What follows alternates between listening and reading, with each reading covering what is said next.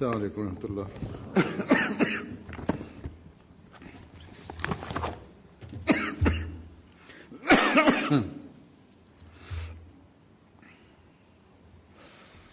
أشهد أن لا إله إلا الله وحده لا شريك له وأشهد أن محمدا عبده ورسوله أما بعد فأعوذ بالله من الشيطان الرجيم بسم الله الرحمن الرحيم الحمد لله رب العالمين الرحمن الرحيم مالك يوم الدين إياك نعبد وإياك نستعين اهدنا الصراط المستقيم صراط الذين أنعمت عليهم غير المغضوب عليهم ولا الضالين. Несомненно, Испания является одной из западных стран, но что касается экономической стабильности, то она считается не очень стабильной европейской страной.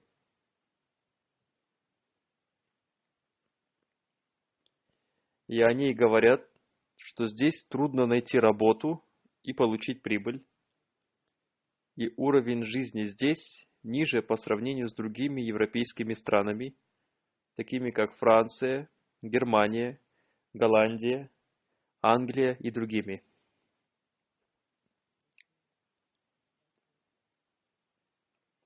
Но несмотря на это, по сравнению с Пакистаном, ее экономическое положение намного лучше для тех, кто приезжает в нее из Пакистана. Поэтому многие пакистанцы в связи со своим бизнесом или с целью найти работу приезжают в Испанию. А что касается мусульман Ахмади, то они уезжают из Пакистана по двум причинам. Одна из них, и это главная причина, из-за отсутствия свободы и существующих в нем религиозных запретов.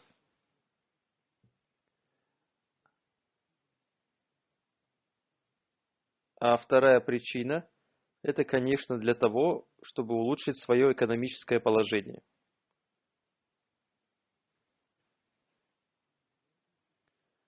Большинство из переселяющихся в Испанию получает статус беженцев, или они стараются получить разрешение на постоянное проживание, говоря о том, что в Пакистане для мусульман Ахмади существуют такие обстоятельства, что они, исповедуя ислам, не могут называть себя мусульманами и не могут свободно поклоняться Богу.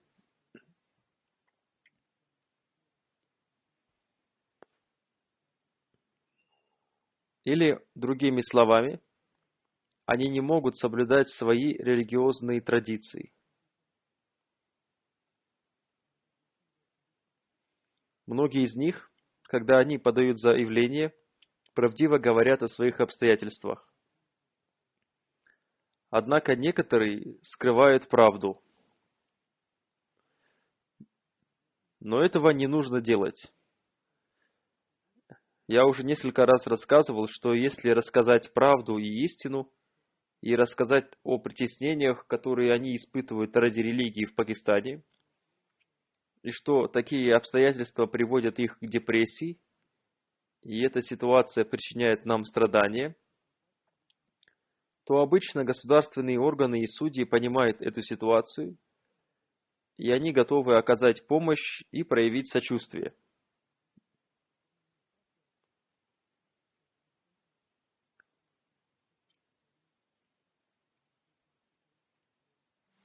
Поэтому, когда вы подаете заявление на получение статуса беженцев, то не нужно, слушая других людей и советы юристов, преувеличивать.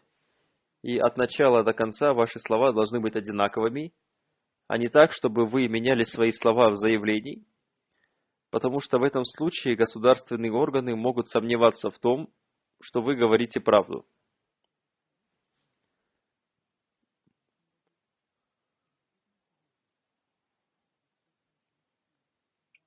В общем, каждый мусульманин Ахмади должен избавиться от лжи.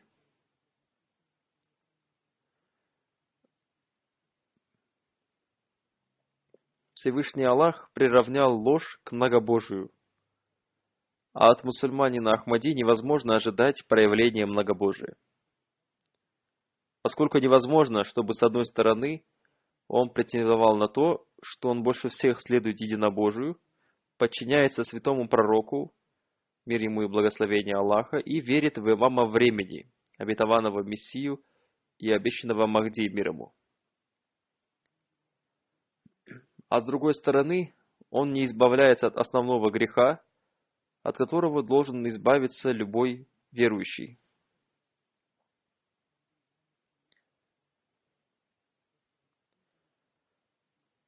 Поэтому каждый мусульманин Ахмади должен проанализировать себя, не совершает ли он такого рода поступков ради получения мирской выгоды, которые сделали его грешником в глазах Всевышнего Бога.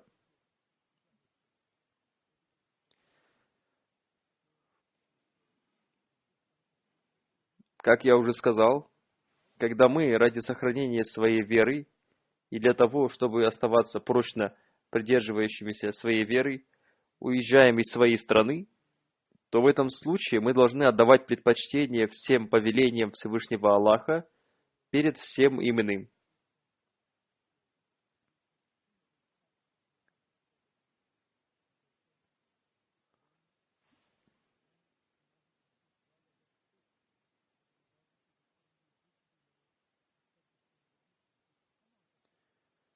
Мы должны посмотреть на то, какие приоритеты мы имеем после принятия Ахмадията, истинного ислама, и какие приоритеты мы должны иметь. Если эти приоритеты и наши интересы не совпадают с повелениями Всевышнего Аллаха, то мы не достигли цели нашего переселения. А если наши приоритеты и интересы совпадают с повелениями Всевышнего Аллаха, то мы достигли цели этого переселения. И в этом случае милости Всевышнего Аллаха пребудут с нами.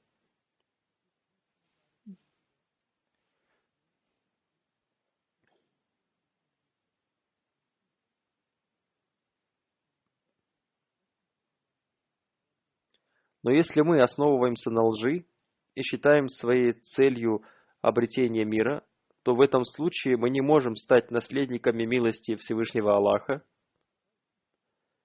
Те, кто верует во Всевышнего Аллаха как в единого Бога, и те, кто поклоняется Ему, никогда не склонятся к многобожию. И главной целью жизни тех людей, которые поняли суть своего сотворения, является обретение благоволения Всевышнего Бога. Мы должны всегда помнить, что обретение этого мира и получение мирских выгод не является нашей целью. И это не является целью сотворения верующего человека. Если мы стремимся к достижению цели нашего создания, то в этом случае мы сможем обрести истинный успех и сможем достичь цели нашего прихода в этот мир. И вместе с этим мы получим блага этого мира, потому что Всевышний Аллах не лишает мирских благ и благ будущей жизни тех, кто приходит к Нему. То есть Всевышний Аллах не лишает мирских благ тех, кто старается обрести благо Всевышнего Аллаха.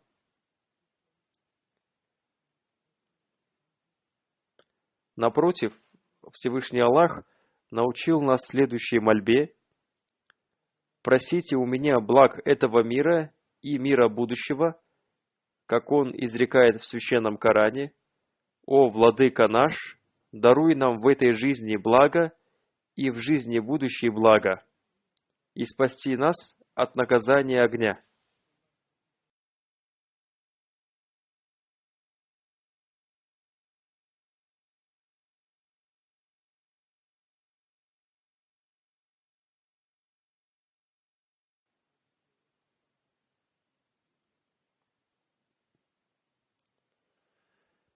Хазрат, обетованный Мессия мир ему, изрекает: человек для обретения процветания своей души нуждается в двух вещах. Первое – это короткая жизнь и стремление избавиться от тех затруднений, мучений и испытаний, которым он подвергается. И второе – это избавление от порочности и духовных болезней, которые отдаляют его от Бога. Хазур поясняет, то есть существуют две вещи: это мирские затруднения, и второе – это духовные затруднения и болезни. И человек старается избавиться от этих двух вещей. Далее Хазрат, обетованный Мессия мир ему, изрекает: благо этого мира состоит в том, чтобы человек физически и духовно был защищен от каждой беды и грязной жизни и позора. И объясняя обращение Раббана: «О, Владыка наш», он говорит: Всевышний Аллах изрекает: «О, Владыка наш, даруй нам в этой жизни благо». На самом деле, обращение Раббана тонко указывает на покаяние. Когда человек произносит Раббана, «О, Владыка наш», то это означает, что он искренне склоняется ко Всевышнему Аллаху. Далее он изрекает: обращение Раббана требует, чтобы он, ненавидя других богов, которых он сам для себя сделал, вернулся к своему истинному владыке. И это обращение не может выходить из сердца человека без искренней боли и рыдания. Хазур поясняет, то есть, когда человек с искренностью произносит обращение Раббана, то оно с болью и рыданием выходит из его сердца. Существуют такие люди, которые просто произносят Раббана, но когда человек возносит молитву из глубины сердца, то тогда из его сердца выходит искреннее обращение Раббана. И согласно словам Хазрата обетованного Мессии мир ему, обращение Раббана не может выходить из уст человека, пока он не ощущает истинной боли и не рыдает. Затем Хазрат, обетованный Мессия мир ему, изрекает: на самом деле человек сделал для себя много богов, и он надеется на свои хитрости и обман, и они и являются его богами. Если он гордится своими знаниями и силой, то они становятся его богами. А если он гордится своей красотой или богатством, то они являются его богом. Говоря коротко, такого рода вещей, которых он считает богами, тысячи. И пока, не отдалившись от них всех и не ненавидя их всех, он не поклоняется перед единым истинным Богом и с наполненным болью обращением Раббана, рыданиями и плачем, размягчающими сердце, он не приходит к нему, Богу, он не понимает, кто является его истинным владыкой. Хазур поясняет, как я сказал, некоторые люди говорят, мы тоже произносим мольбу Раббана, но обетованный Мессия мир ему объясняет, что истинное обращение Раббана произносится только тогда, когда из сердца выходит боль и рыдание, размягчающие сердце. И человек понимает ту истину, что когда он произносит Раббана, то он взывает к единому Богу, который является его истинным владыкой. Когда это происходит, то это означает, что он обрел понимание того, кто является его истинным владыкой, и он взывает к нему с мольбой. Затем Хазрат обетованный Мессия мир ему изрекает: когда человек с рыданиями и болью раскаивается в своих грехах перед Всевышним Богом и обращается к Нему, только Ты являешься моим истинным и правдивым владыкой, но из-за своей ошибки я находился в каком-то другом месте. А теперь я оставил всех этих ложных идолов и богов, и из моего сердца исходит признание, что я, признавая Твою святость, пришел к Тебе. Вот такое состояние желает видеть в нас Хазрат обетованный Мессия мир ему, чтобы мы поняли цель своего создания и поклонялись только своему истинному владыке, Всевышнему Аллаху. Когда мы выполняем свою обязанность и обращаемся к Нему, то нам даруется благо этого мира и благо жизни будущей. И человек просит даже блага этого мира для обретения блага будущей жизни. Потому что если он будет здоровым, то он сможет выполнять свою обязанность поклонения перед Всевышним Аллахом. Здоровье – это мирское благо. Если будет здоровье, то человек сможет хорошо поклоняться пред Всевышним Аллахом. Если у него будет богатство, то ради религии Всевышнего Аллаха он сможет выполнять свою обязанность совершать пожертвования. И он сможет обрести возможность выполнять свою обязанность по отношению к его слугам. Поэтому мы должны помнить эту основную вещь. Здесь шла речь о выполнении обязанностей поклонения пред Всевышним Аллахом. Об этом мы всегда должны помнить, что мы только тогда сможем выполнять эту обязанность, когда, действуя согласно повелению Всевышнего Аллаха, мы стремимся к достижению цели своего создания.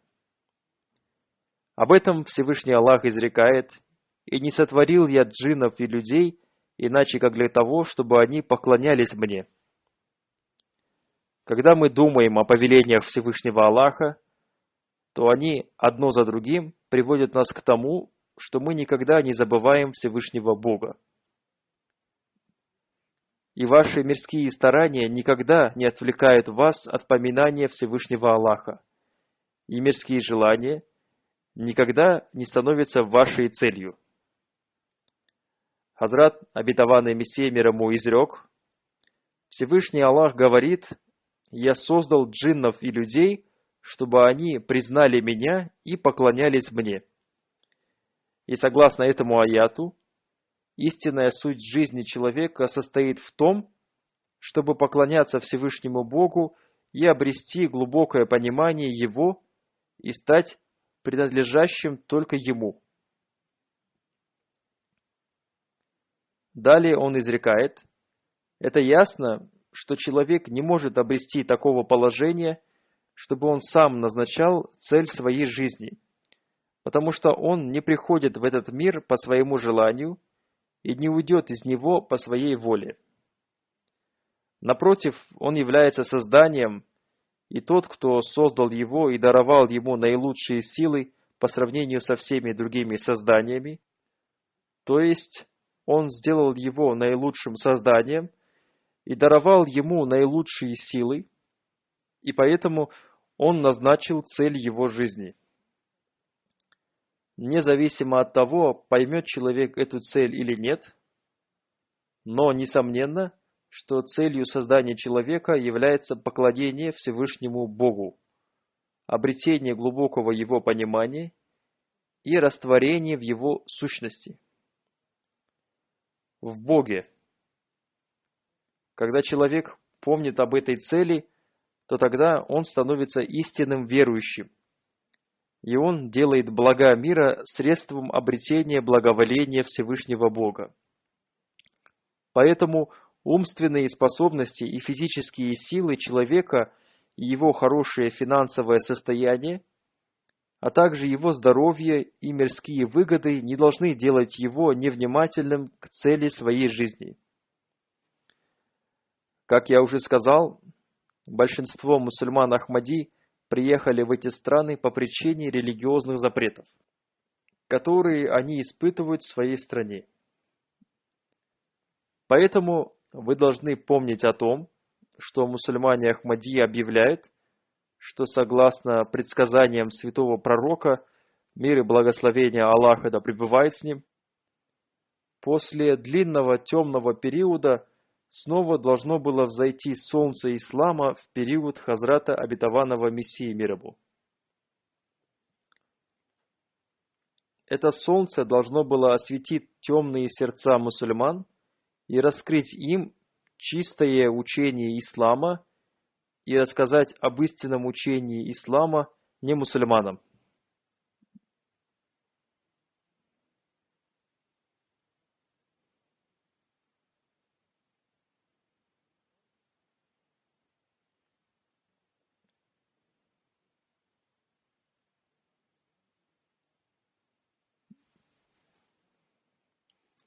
То есть, после переселения в эти страны, обязанностью каждого мусульманина Ахмади является то, чтобы он приложил все свои усилия для выполнения этой важной обязанности.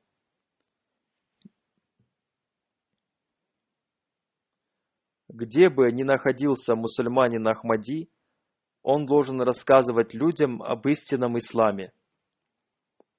Деяния и нравственность каждого мусульманина Ахмади и уровень его поклонения должны обращать к нему внимание других людей. И там, где эти качества отличают мусульманина Ахмади от других людей, там они становятся помощниками для открытия путей проповедования среди местных людей. Поэтому каждый мусульманин Ахмади нуждается в понимании того, что в первую очередь он должен понять цель своего создания, и затем он должен обратить внимание других к этой цели создания людей. Он должен рассказать миру о том, что блага мира созданы Всевышним Аллахом не для того, чтобы они отдалились от Всевышнего Бога, а напротив, они были созданы для того, чтобы они приблизили их ко Всевышнему Богу.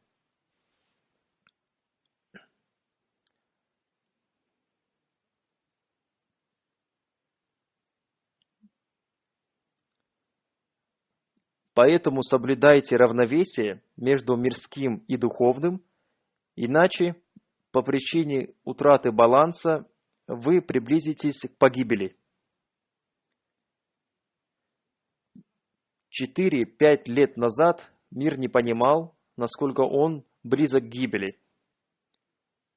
Но сегодня обстоятельства полностью изменились, и основной причиной приближения мира к гибели является то, что люди думают, что развитие западного мира спасет их от гибели, и если даже будет какой-то ущерб, то они смогут его восполнить. Но это является большой ошибкой тех людей, которые так думают. В случае войны экономически развитые государства после ее окончания в первую очередь будут заботиться о себе.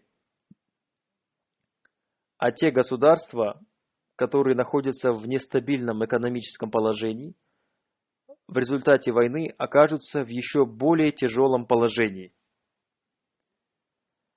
Поэтому, где бы ни находились мусульмане Ахмади, они должны прилагать усилия и молиться ради обретения благоволения Всевышнего Аллаха.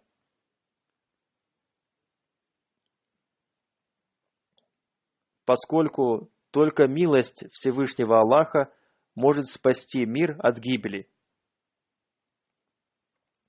Для обретения милости Всевышнего Аллаха мы должны действовать согласно учениям, о которых нам рассказал Всевышний Аллах. Мы можем снискать довольство Всевышнего Аллаха, только поклоняясь Ему. Каждый мусульманин Ахмади должен помнить о том, что только вера на словах в Хазрата Обетованного Мессию, мир ему, не может сделать его получателем благ этого мира и будущей жизни. И это не может спасти его от наказания огня. Напротив, вера в Хазрата Обетованного Мессию, мир ему, возлагает на нас большую обязанность, чтобы мы прожили свою жизнь, стремясь обрести благоволение Всевышнего Аллаха. Хазрат Обетованный Мессия, мир ему, изрек: «Помните, лишь принесение обета верности не имеет никакого значения». И Всевышний Аллах не радуется этой традиции, пока человек не выполняет требований истинного обета верности. До этого этот обет верности не является обетом верности, а является только традицией. Поэтому необходимо, чтобы человек постарался достичь истинной сути обета верности. Что означает истинная суть? Он сказал, то есть проявлять богобоязненность и очень внимательно читать священный Коран, и потом действовать согласно ему. Потому что обычай Аллаха состоит в том, что Всевышний Аллах никогда не радуется лишь словам. Наоборот, для обретения благоволения Всевышнего Аллаха необходимо следовать Его повелениям и не делать того, что Он запретил. И это такая правда, что мы видим, что даже человек не радуется только словам, а напротив, он радуется служению Ему. Далее он сказал, разница между истинным и ложным мусульманином состоит в том, что ложный мусульманин лишь произносит слова, но ничего не делает, в то время как истинный мусульманин совершает действия, а не только произносит слова. И когда Всевышний Аллах видит, что его слуга поклоняется ему и оказывает милость его созданиям, тогда он ниспосылает на него ангелов, и он показывает разницу между правдивым мусульманином и ложным, как он и обещал. Поэтому обязанность каждого из нас состоит в том, чтобы мы постарались стать истинными мусульманами и получили пользу от благ мира с той целью, чтобы они сделали нас наследниками благ будущей жизни, и чтобы мы были выполняющими свои обязанности поклонения пред Всевышним Аллахом. И чтобы после того, как нам пришлось покинуть свою страну из-за своей религии, находясь в этой стране, мы стали следующими своему религиозному учению и действовали согласно ему. Пусть Всевышний Аллах дарует возможность всем сделать это.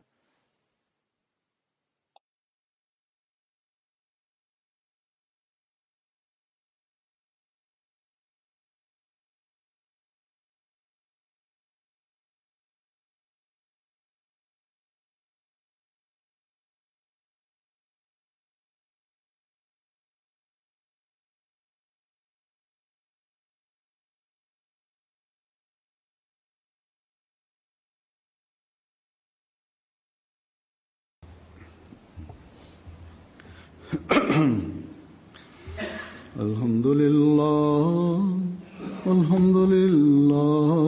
نحمده ونستعينه ونستغفره ونؤمن به ونتوكل عليه ونعوذ بالله من شرور أنفسنا ومن سيئات أعمالنا من يهده الله فلا مضل له ومن يضلل فلا هادي له ونشهد أن لا إله إلا الله ونشهد أن محمدا عبده ورسوله عباد الله رحمكم الله إن الله يأمر بالعدل والإحسان وإيتاء ذي القربى وينهى عن الفحشاء والمنكر والبغي يعظكم لعلكم تذكرون اذكروا الله يذكركم وادعوه يستجب لكم ولذكر الله